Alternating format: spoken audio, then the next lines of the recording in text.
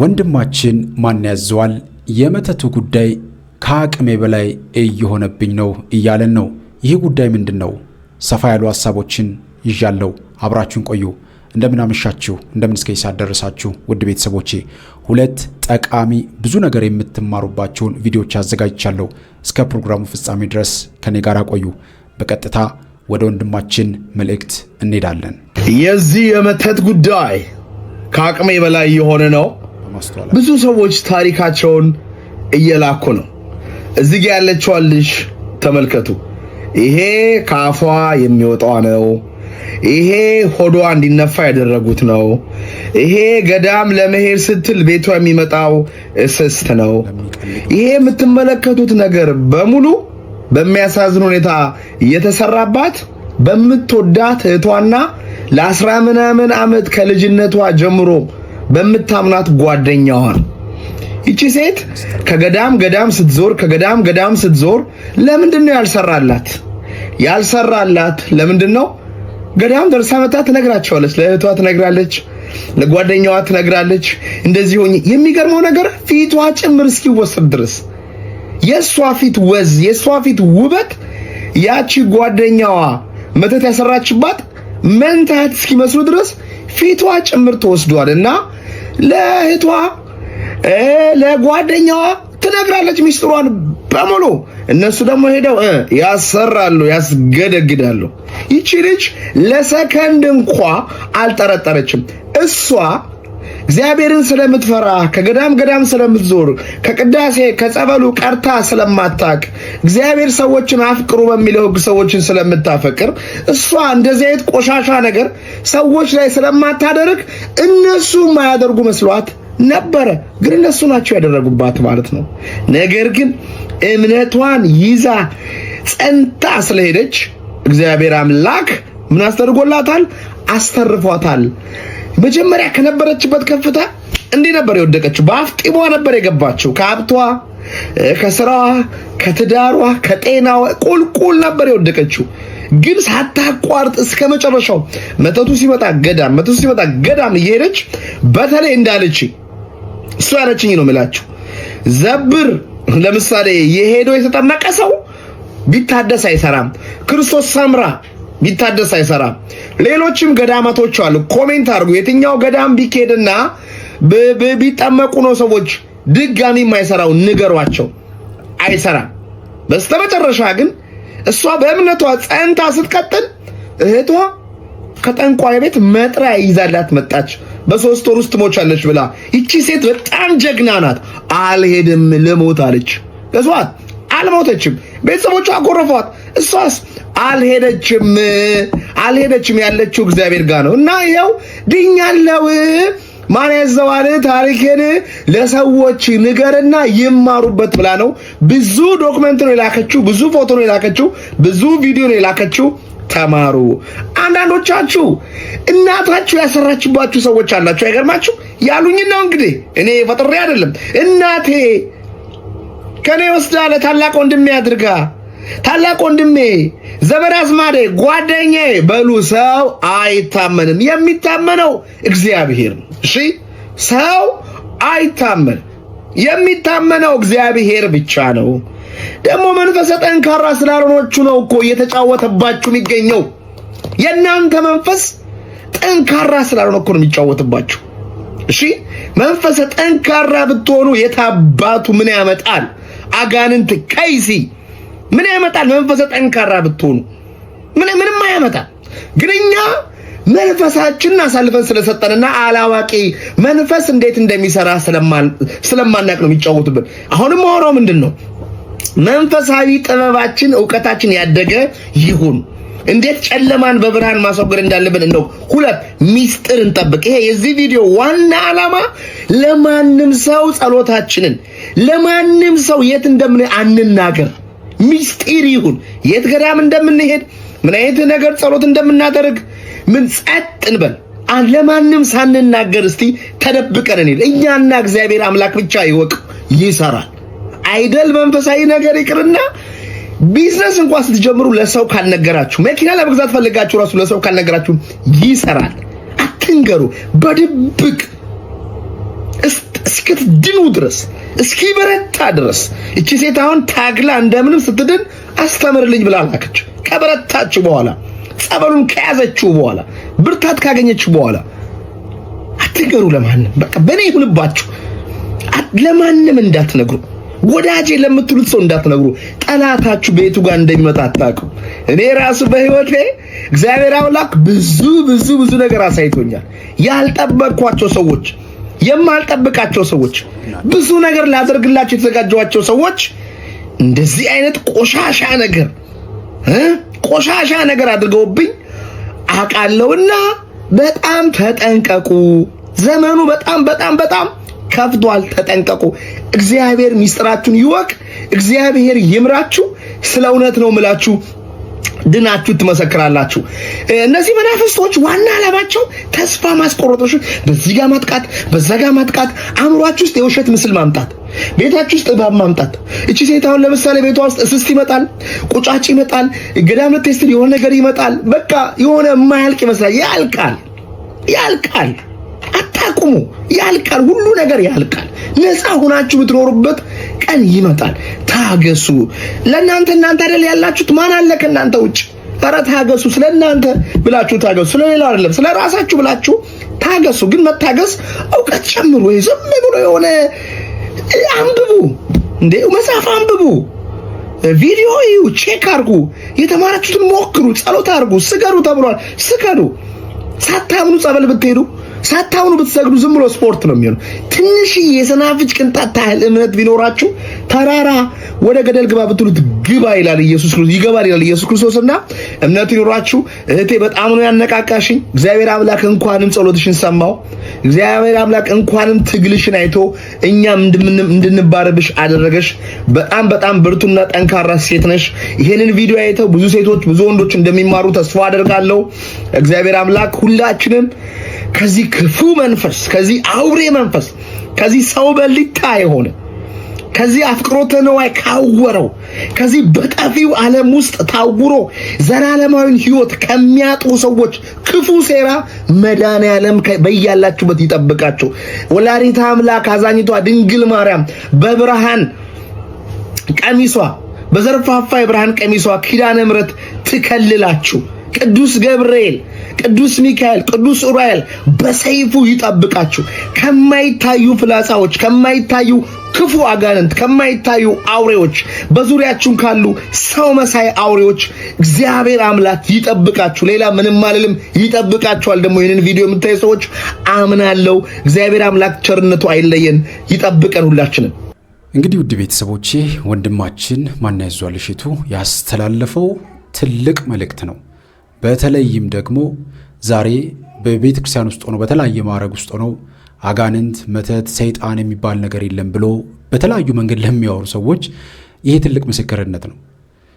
በጣም በሚገርም ሁኔታ ዛሬ በጣም ብዙ ሰዎች ከሚቸገሩበት መከራቸውን ከሚያዩበት ጉዳይ አንዱ ይህ የመተት ስራ ነው። በዚህ ምስል ላይ የተመለከታችሁት እህታችን እንግዲህ በምስጢር መተት ተብሎ በተላከ በጓደኛ በቅርብ ቤተሰብ በተላከባት የምስጢር መተት ነው መከራዋን ስታይ ነበረው። እንግዲህ መተት አንዱ ከባዱ ነገር ምንድነው? በየጊዜው የመታደሱ አቅም ነው። በልብሶቻችን፣ በእኛ በሆኑ ነገሮች፣ በጨርቅ በተለያየ ነገር የኛ በሆኑ ነገሮች እንግዲህ ማን ያዟል ስናገር ሁላችሁም በደንብ ሰምታችኋል። ወዟን፣ መልኳን፣ ውበቷን ሁሉ ወስዶ የሷ የሆነውን ነገር እሷ እንዳይትታይ የሷ ማንነት የሷ መልክ እንዲጋረድ አስደርገው ሌሎች ሰዎች በሷ ውበትና ማንነት እየደመቁ እንዲታዩ አስደርጓል። ይህንን ስናወራ በጣም ብዙ ሰዎች ይቀልዱብናል። እድላችን ይወስዳል። እግዚአብሔር ለኛ የሰጠው ጸጋ በአጋንንት በመተት ይጋረዳል። የኛ የሆነው የኛ ብርሃን የኛ ማንነት እንዳይታይ በአጋንንት በመተት ሰዎች የኛን ነገር ይዘጉብናል፣ ይሸፍኑብናል።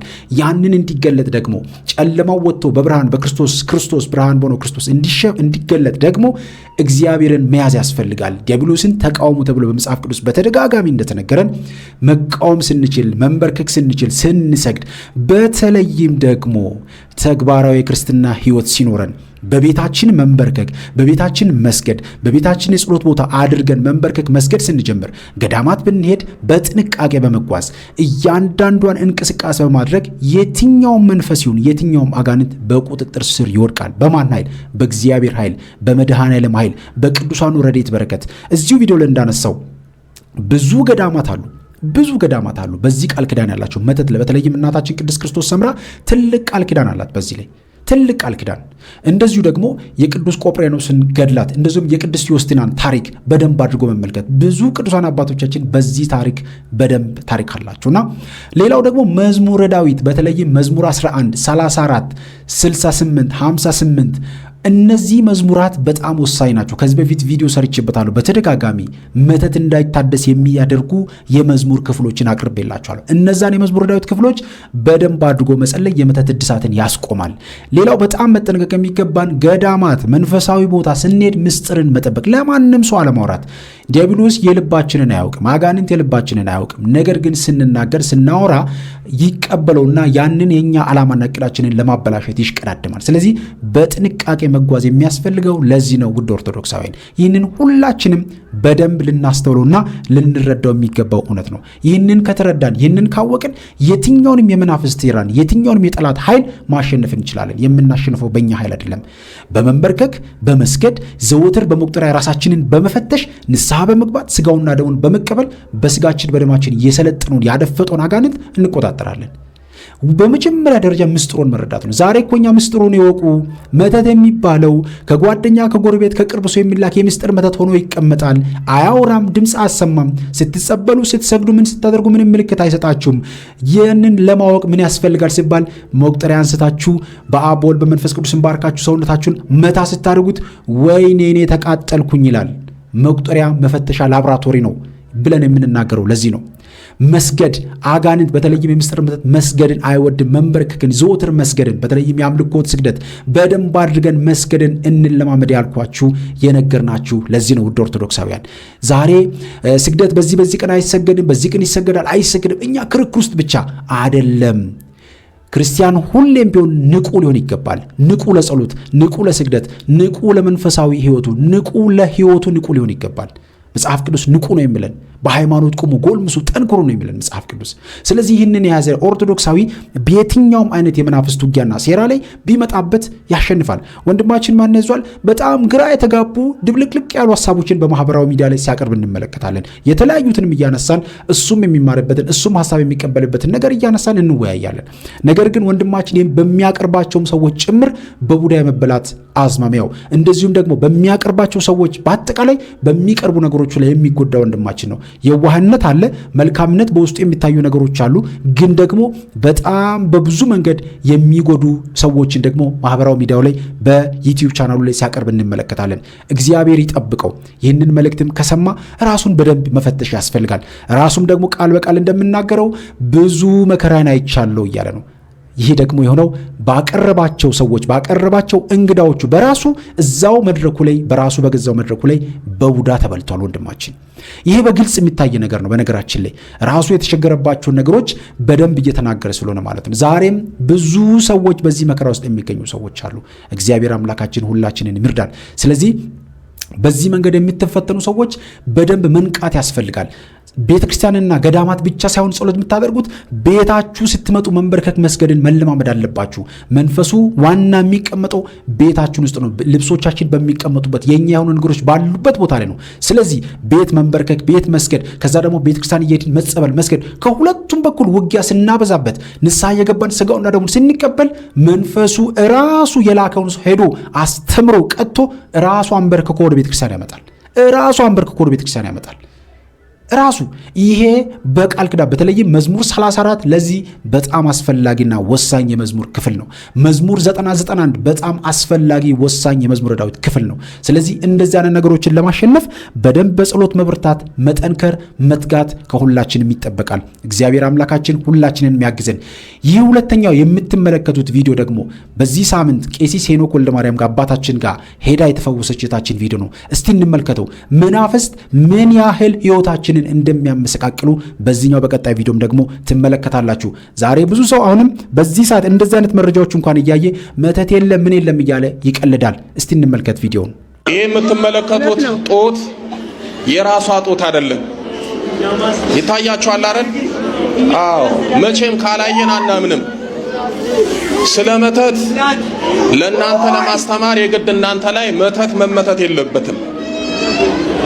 ከሰው ትማራላችሁ፣ ከሰው ታውቃላችሁ፣ ትጠነቀቃላችሁ።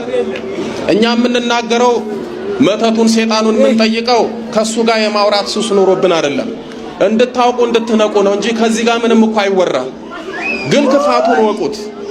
ራሱ ጌታችን መድኃኒታችን ኢየሱስ ክርስቶስ ጠይቋል አይደለ? ማን ሲለው ምንድን ያለው? ሌጊዮን ነኝ ብሎ መልሷል። ውጣ አለው። ጌታችን መድኃኒታችን ኢየሱስ ክርስቶስ ማንነቱን ሳያውቀው ቀርቶ አይደለም፣ ያውቀዋል። በእርግጥ ጌታችን ሰይጣንን አልፈጠረም፣ መላእክትን ነው የፈጠረው። ሰይጣን የሆነው በራሱ ስልጣን ነው፣ በራሱ ክፋት ነው። እያወቀው ማን ብሎ ጠይቆታል። እሱም ሌጊዮን ነኝ ብሏል። እኛም እናንተ እንድታውቁ ነው የምንጠይቀው እንጂ የሚጠየቅ ነገር ሆኖ አይደለም። እንደዚህ ጡቷን ያሳበጡት፣ ጡቷን እንደዚህ ያሳከሉት በመተት ነው። በፊት ጡቷ እንዴት ነበረ? ትንሽዬ። እሺ። ከዛ በቃ እንደዚህ ያደረግንባት እየሄደች በየገዳሙ ስጠመቅ እንደዚህ ያደረግንባት። በምንድን ነው የተመተታችሁት? በምግብ ከዛ እየደፋን እየረገጠችልን። እሺ። በቀደም ሲታሰር ልብስ ጠፍቶብኝ ነበር ብላለች አይደል? አዎ፣ 2 ልብስ። በሱ ነው የመጀመሪያ በልብስ ነው የተመተታችሁት። ዝም በል እኮ ነው የምልህ አንተ በስላሴ ስም። ቀጣይ በምግብ በልብሷን የተመተተው። በምን አይነት ልብስ? በሹራቧ ተመተተ። ከዛ ምን ሆነች? ከዛ ታመመች። እሺ። ጡቷን እንዲህ ካሳበጣችሁ ስንት ጊዜ ሆናችሁ? ረጅም ዓመት። 5 ዓመት። 5 ዓመት እኮ ረጅም አይደለም፣ በቅርብ ነው። እሷ እንደዚህ አልነበረችም። ለልጅቷ ረጅም ነው። እስኪ የችግሩ ባለቤት እሷ ናት። እሷን እንጠይቃት፣ ከሷ እንስማ። እሺ። በስላሴ ስም ይዣለሁ። ልቧን መልስ። ራሷን አድርግ።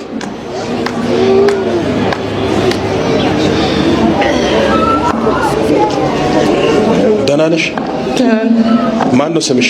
ማማይ ወለተ ገብርኤል። ደህና ነሽ? ደህና ነኝ። 5 ዓመት ነው እንዲህ ከሆነ? ከዛ በፊትሽ ጡትሽ እንዴት ነበር? ትንሽ። ከዛ በኋላ እያበጠ እንደዚህ ሆነ?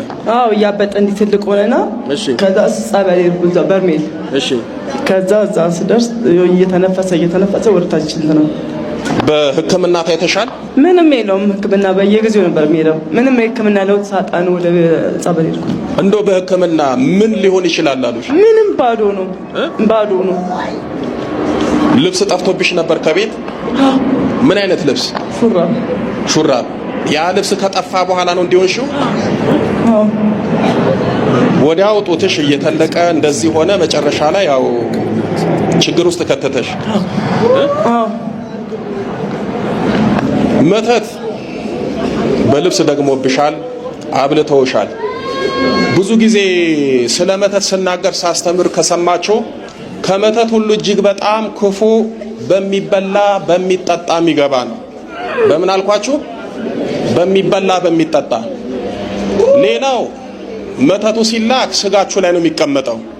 መንፈሱ እዛ ላይ ሆኖ ነው የሚፈትነው። በሚበላና በሚጠጣ የሚገባ መተት በሰውነታችሁ ውስጥ ይገባል። ከስጋችሁ፣ ከደማችሁ፣ ከአጥንታችሁ ይዋሃዳል። በሰውነታችሁ ውስጥ ይሰራጫል። ሰውነታችሁን ሁሉ ይቆጣጠራል። ውስጥ ከገባ በኋላ አንዳንዴ መተቱ ራሱን ወደ ደዌ ወይም በሽታ ይቀየርና የልብ ህመም ይሆናል፣ የጨጓራ ህመም ይሆናል፣ የኩላሊት የጉበት እያለ ራሱን እየቀያየረ በክፉ ደዌ ያሰቃያችኋል። ባስ ካለ እስከ ሞት ያደርሳችኋል። ከመተት ሁሉ እግዚአብሔር በእውነት በሚበላ በሚጠጣ የሚገባውን መተት እግዚአብሔር ይጠብቃችሁ። ይሄ መተት እንዳይሰራ እንዳያንሰራራ ወደ ህይወታችሁ እንዳይመጣ ሰይፈ ስላሴን ጸልዩ። ሰይፈ ስላሴን የሚጸልይ ሰው መተትና ድግምት እሱ ላይ አይሰራም፣ ቢሰራም ይከሽፍለታል። ስለዚህ በተቻለ መጠን እንደዚህ አድርጉ። አሁን እሷ በምግብ ገባ፣ ሰውነቷ ውስጥ ተሰራጨ። ተክለ ሰውነቷ እንዲበላሽ፣ እንድትሳቀቅ፣ እንድትጨነቅ እንደዚህ አደረጋት። እሺ ና እስኪ መተት። እሺ ከዛ በኋላ እንደዚህ አበላሻት። አዎ። ለምንድን ነው እንደዚህ ያደርጋችኋት? የለዚህ የዘነጠች ተቸገርና በለጠቻችሁ? አዎ። እሺ የባለቤቷ ወንድም ነው እያዘን እየተንከራተተ ነው እንደዚህ ጉድ ያደርጋል። እሺ ያውርሶ ጋር ይዞ መጣ። ማን ያመጣት? የባለቤቷ ወንድም። እስኪ ያለ የባለቤቷ ወንድም የለም? እሺ ና እስኪ ይሄ እንግዲህ ክፋታችን ጥግ ነው። ሰው ክፋቱ እግዚአብሔር የፈጠረውን ሰውነት ያበላሻል። ተክለ ሰውነቱን ሁሉ ያመሰቃቅላል፣ ቁመናን ያጠፋል። እና እስኪ እግዚአብሔር ይባርክ። ደህና ነህ? እግዚአብሔር ምን ሆነ? የወንድሜ ሚስት ናት። ይኸው የሚለውን ሰማህ አይደል? አዎ ሰምቻለሁ። በመተት ነው እንግዲህ እንደዚህ ያበላሿት። አዎ እሺ። እና ቆይቷል። ብዙ ቦታ ሄደናል። እዚህ የወንድሜ ጓደኛ ነች። እዚህ የጠራ አይዞህ፣ አታልቅስ፣ ጠላት ያልቅስ፣ አታልቅስ። እና እንደዚህ ከሆነ ቆይታለች። ወንድሜ በስቃይ ነው ያለው። ሹፌር ነው። እሺ። የእሷ ሀሳብ በቃ በሄደ ቁጥር እንዴት ነች እያለ ነው የሚሰቃይ። እሱም ይኸው 5 ዓመት አልወለደችም። እንዲሁ ትሰቃያለች። ጡቷ ትንሽ ነበረ። ይህን ያክል ጡቷ ትንሽ ነበር። አንተም ታውቃለህ አይደል? እሺ። ትንሽ ጡቷ የለባትም ነበር። እና እንዴት በኋላ ነው ያበጠ ይሄን ሰው እርጉዝ ነች ነው የሚለው። እርጉዝ አይደለችም። ያልሄድንበት የለም። እሱ መድኃኒዓለም ፈቅደው እዚህ መጣ። ሳምንት ዕለት ነው የመጣ ነው። ሳምንት መጣን። ዛሬ ይኸው እዚህ ቀርባለች። እንግዲህ እሱ ጋር መታለች። ሳምንት ስትነግረኝ መንፈሱ ታሰረላት፣ ለዛሬ ተቀጠረ። አሁን እንደው በእውነት እስኪ በህሊናችሁ በልቦናችሁ አስቡት። መተት የሰውን ልጅ አካላት እንደዚህ ያደርጋል ብላችሁ ታስባላችሁ? እንግዲህ በተፈጥሮ ያለ ጡት ወደ ሌላ ነገር ተቀይሮ እንደዚህ ሆኖ ሲታይ ምን ያህል እንግዲህ መተት ክፋትና ጥፋት በሰው ላይ እንደሚያደርስ አንዱ ማሳያ ይሄ ነው። እግዚአብሔር በእውነት ሁላችንንም ይጠብቀን። በጣም በጣም ያሳዝናል በእውነት። ከዚህ በላይ ምን መከራ አለ? ከዚህ በላይ ፈተና ምን አለ? በእውነት ታማችሁ ሕክምና ቦታ ሄዳችሁ ምንም ነገር ሳትባሉ ግን ውስጣችሁ እየታመመ ውስጣችሁ እየተጨነቀ ውስጣችሁ በመከራ ውስጥ ሆኖ እየተሰቃያችሁ ምንም ነገር የለም ስትባሉ የናንተ ገላ እያያችሁ ያደጋችሁት ሰውነት ያለምንም ህመም ያለምንም ምንም ነገር ሳይኖርበት ዝም ብሎ ከፍ እያለ እያደገ ሰው እንግዲህ ጡቷ እየተናገረች ነው ታችን ያለችው። በዚህ ደረጃ መናፍስት በአካላችን በስጋችን በደማችን በአጥንታችን ውስጥ ሆነው ዛሬ ካንሰር ነው የሌላም ነገር ብቻ ብዙ አይነት የስኳር ህመም ነው የጨጓራ ህመም ነው ሌላም ነገር እየሆኑ በስጋችን ላይ ይቀመጣሉ። ይህንን ነገር አባቶቻችን ሲያስተምሩ ብዙ ሰዎች ይንጨረጨራሉ፣ ይቃወማሉ። ለምን? የሚያደርጉትን ነገር ስለሚያውቁ ማለት ነው። ምክንያቱም ብዙዎቹ ዛሬ በቤተክርስቲያናችን ውስጥ የሚገኙ መምህራን በሊቀ ሊቃውንት ደረጃ በትልልቅ ማዕረግ ውስጥ ያሉ ሰዎች በስር ማሽነት በቅጠል በጣሽነት የሆነ ጎራ ውስጥ ስለሚቀመጡ ማለት ነው። እግዚአብሔር በእውነት ይጠብቀን ሁላችንም። የዚህችን እህታችንን መከራ ማን ነው የሚረዳላት? የዚህችን እህታችንን መከራ ማን ነው የሚረዳላት? እግዚአብሔር ሁላችንን የሚያግዘን። ዛሬ በጣም ብዙዎቻችን በዚህ በመተት መከራውን የማያይ ሰው አለ ብለን መናገር በጣም ይከብዳል። ብዙዎቻችን መከራ እያየን ነው ያለነው። እግዚአብሔር ምሕረቱን ይላክልን። እግዚአብሔር ያግዘን ሁላችንንም። አባታችን ቄስ ሄኖክ ወልደ ማርያም ያነሱት ሰይፈ ሥላሴን እንድንጸልይ ከዚህ በፊት ሰይፈ ሥላሴ ላይ መተትን እንዴት ማሸነፍ እንደምትችሉ ከዚህ በፊት ቪዲዮ ሰርቻለሁ።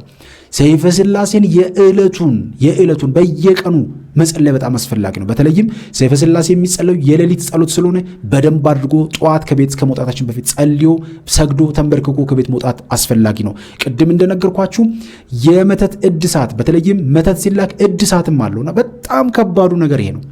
ይሄ በጣም መሰረታዊ ነገር ነው። ቤታችን መጸለይ፣ መንበርከክ፣ የሄዱ መጸበል፣ ራስን መፈተሽ፣ ንስሐ የገቡ ስጋውና ደሙን መቀበል በጣም አስፈላጊና ወሳኝ ነገር ነው። በእውነት በጣም ያሳዝናል። እግዚአብሔር አምላካችን ለሁላችን ምሕረቱን ቸርነቱን ይላክልን። ላስተማሩን፣ ለመከሩን፣ ለገሰጹን፣ መረጃ ለሰጡን ለአባቶቻችን፣ ለመምህራኖቻችን፣ ለወንድሞቻችን እግዚአብሔር አምላካችን ረጅም ዕድሜን ያድልልን። ሁላችሁም በአገር ውስጥም ከሀገር ውጭም ያላችሁ ኢትዮጵያውያን፣ ኤርትራውያን ቤተሰቦቼ እባካችሁን ራሳችሁን ፈትሹ። እኛ እየተናገርን ያለነው ለቀልድ አይደለም። ይሄ የምትመለከቱት ቪዲዮ ድራማ አይደለም፣ ፊልም አይደለም። የሰው ልጅ የመከራና የፈተና ህይወቱን ነው እየነገሩን ያለው። ብዙዎቻችን ዛሬ ስንበላ ስንጠጣ ምንም ነገር ያልመሰለን መልካችን ስላማረ አለባበሳችን ስላማረ መንፈስ የለብንም ብለን የምናስብ ሰዎች እባካችሁን ንቁ። በነጠላ በተሸፈነ ማንነት ውስጥ፣ በቀሚስ በተሸፈነ ማንነት ውስጥ ብዙ ነገር ሊኖር ይችላል። ራሳችንን እንፈትሽ። ክርስቲያን ሁሌም ንቁ ሊሆን ይገባል። ቅድም ተናግሬያለሁ። የነቃ ክርስቲያን ብዙ ነገሮችን መሻገር ይችላል። መንቃት፣ መበርታት በጣም አስፈላጊና ወሳኝ ነገር ነው ኦርቶዶክሳውያን። ስለዚህ ሁላችንም ልንበረታ፣ ልንጠነክር ይገባል። እግዚአብሔር አምላካችን ሁላችንንም ያግዘን። ይቆየን። አሜን።